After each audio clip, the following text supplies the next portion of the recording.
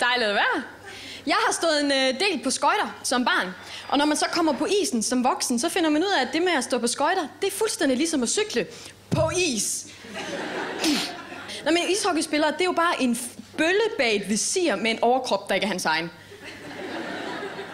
Og så har de alt det der latterlige sikkerhedsudstyr på, ikke? Men inde i hallen ved siden af, så træner kunstskøjteløberne kun iført tights og toupé, og man ved bare, at hvis en af dem styrter, så er der noget, der knækker.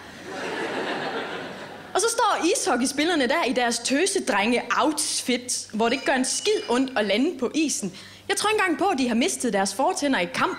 Jeg tror, de har fået dem trukket ud for at have plads til mere snus.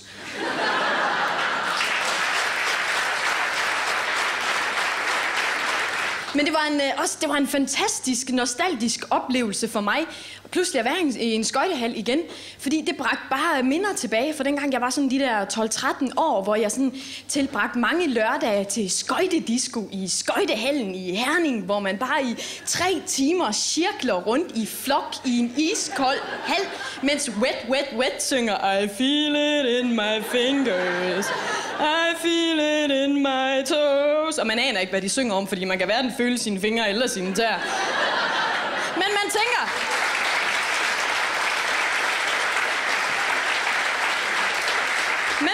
alligevel, det er nok sådan, det er at være forelsket. Så næste gang, man står en lørdag aften i et iskoldt frysehus et sted på havnen, så tror man, at love is all around. Men det er mørkt, og det eneste, der er rundt om min håndled, det er gaffatape.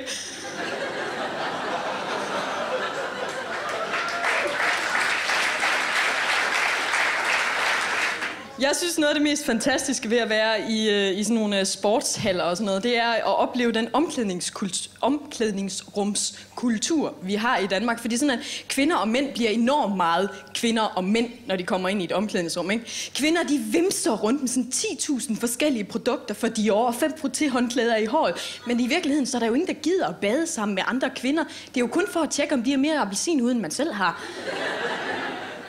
Og mændene, de bliver også bare sådan enormt meget mænd. Jamen sådan, at deres stemmer lige til den falder flere oktaver, når de kommer ind i et omklædningsrum, ikke? Men han går der og snakker med sin kammerat. Så skal du høre her, Kenneth, så står jeg så der og vasker min kærestes tøj, men så er jeg ved at komme for sent til min pedikyraftale, så er jeg nødt til lige at skynde mig at stryge min lyserøde skjort, for den passer godt til min nye cardigan, og så... for fanden, hej drenge, så smager jeg en øldås lige i panden og siger til Kenneth...